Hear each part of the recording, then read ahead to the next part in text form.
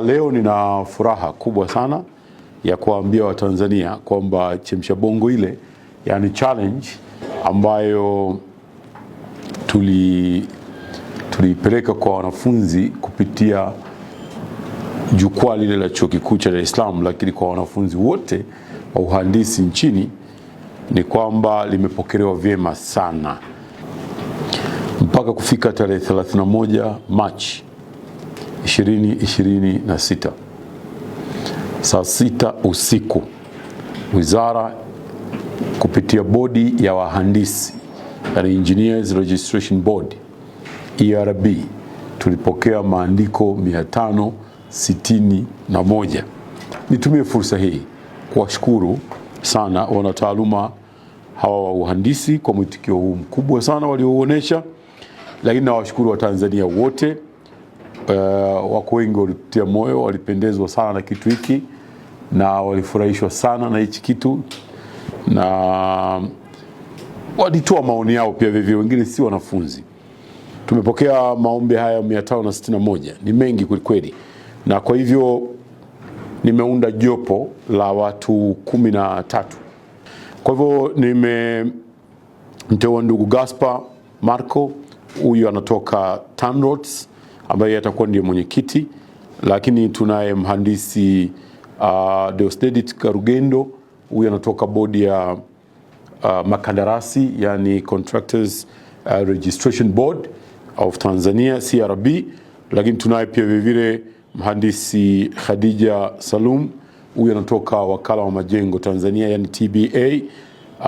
Tunaye pia vile architecture Ramadhani Maziku, yanatoka bodi ya wakadiriaji majengo na wabunifu wa majengo, yani AQRB. Lakini pia vivyo ndio tunaye ndugu Masudi Kipanya maarufu, mbunifu huyu, mchoraji, mmiliki na mkurugenzi wa KP Motors.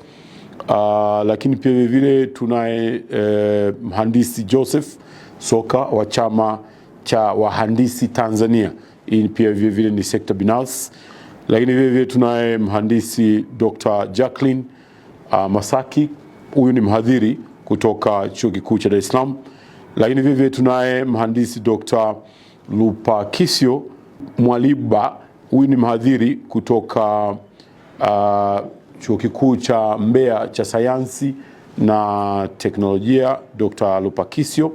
Lakini vile tunaye Dr. Ramadhani Marijani, huyu ni mhadhiri kutoka Chuo Kikuu cha Dodoma.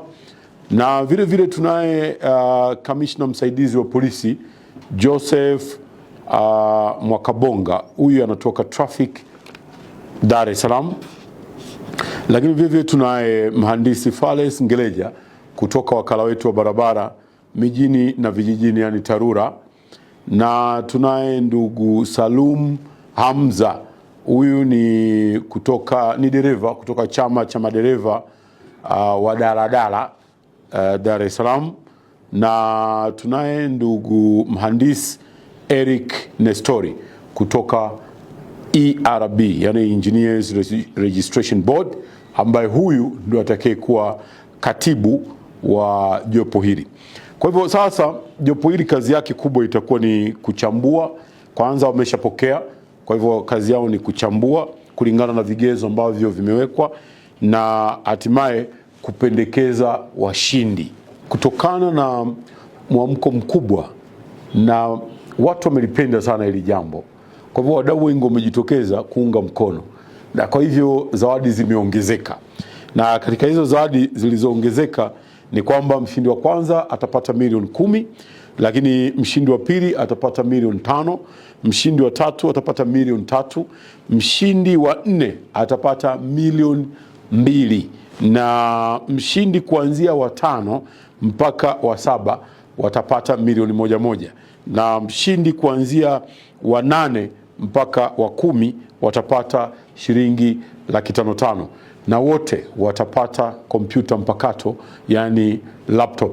Wale vijana 10 watakaokuwa ndio wameongoza katika zoezi hili, tutawakaribisha bungeni kwenye siku ya bajeti ya Wizara ya Ujenzi, vinara wetu hawa. Kitu kingine ambacho tutawapa tuzo vijana wetu wale ni kuwapeleka katika maeneo ya kufanya internships, kwa maana ya kuongeza ujuzi kivitendo katika makampuni ya ujenzi na katika makampuni ya consultants. Leo nitapose challenge kwenu wahandisi kupitia Chuo Kikuu cha Dar es Salaam, wanafunzi na vyuo vingine pia vile vile. Natoa hapa donge nono kwa watakaoandika vizuri, wakaleta suluhu ya mambo ya namna hivyo, ili kusudi uweze kuwa ni chemchem ya fikra chanya za kutatua changamoto zinazokabili nchi yetu. Nataka niseme tu kwamba moja kwa moja, katika muda wote nitakaokuwa waziri wa ujenzi, kama mlezi wa wahandisi,